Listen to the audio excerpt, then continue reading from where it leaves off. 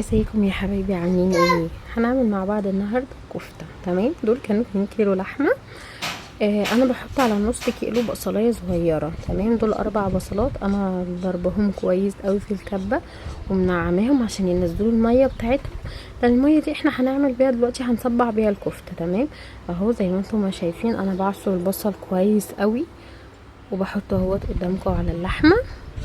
تمام، وهنزل عليها بمعلقتين صغيرين ملح ومعلقه فلفل اسمر وجوز الطيب مبشوره وبابريكا. تمام. تمام، ودلوقتي بنجيب كيسين بهارات اللي هما بتاعه الكفته دي. انا بحط على ال2 كيلو كيسين وساعات 3. وبيديها طعم جميل كده وبيديها طعم كانها جايه من بره.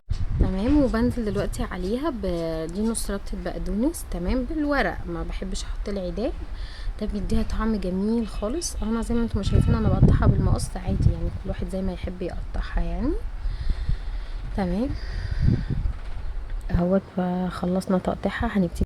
ودلوقتي على كل نص كيلو بنحط نص معلقه صغيره بيكنج باودر، دولت معلقتين.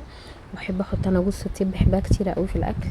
طبعا دي كل دي اذواق. وابتدي بقى اعجنها كويس قوي قوي قوي لدرجه ان هي ما تبقاش باينه كده فتافيت زي ما احنا متعودين، تبقى كلها مختلطه. بصوا اهو زي ما انتم شايفين، انا هنا حطيتها ساعتين في التلاجة. تمام، وابتديت بقى بعد كده اصبع فيها زي ما انتم شايفين. دي ميه البصل بس انا ما صورتش الحته دي، وحطيت عليها معلقه بابريكا. تمام، وملح وفلفل خفاف كده، وبصبع بقى بيها الكفته. ده مثلا انا بحب اعمل بيه الكفته وبصبع بيه.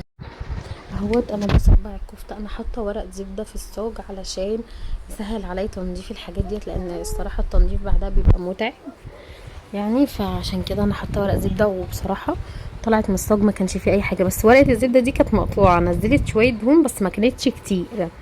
تمام، اهو بصوا بعمل الصباع كبير كده، وساعات بحط على المسنه قبل ما احط عليه الكفته شويه ميه بصل. تمام، يعني ده بيديها طعم بصراحه جميل. اهو زي ما انتم ما شايفين، برضو هعيد قدامكم اهو تصبيع تاني.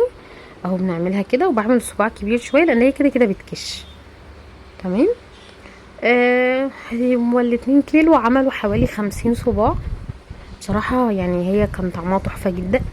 وممكن برضو بعد ما تطلعيها تجيبي فحمة وتحطي عليها شوية سمنة شوية زيت وتروحي مغطيها، هتديكي طعم الشوي بالظبط. بأمانة يعني بتبقى طعمها تحفة، واللي دقوها كلهم قالوا ان هي طعمها جميل. ولو وصلتوا لحد هنا متنسوش تعملوا اشتراك في قناتي. وهستنى رأيكم في تجاربكم، جربوها وهستنى رأيكم وصور من تجاربكم. تمام. هي سهله وما هيش صعبه وما بتاخدش وقت، بس اهم حاجه ان انت تعجنيها كويس وتحطيها في التلاجة تريح شويه بعد ما تخلصي عجنها. بس ودي صورتها في الاخر جميله.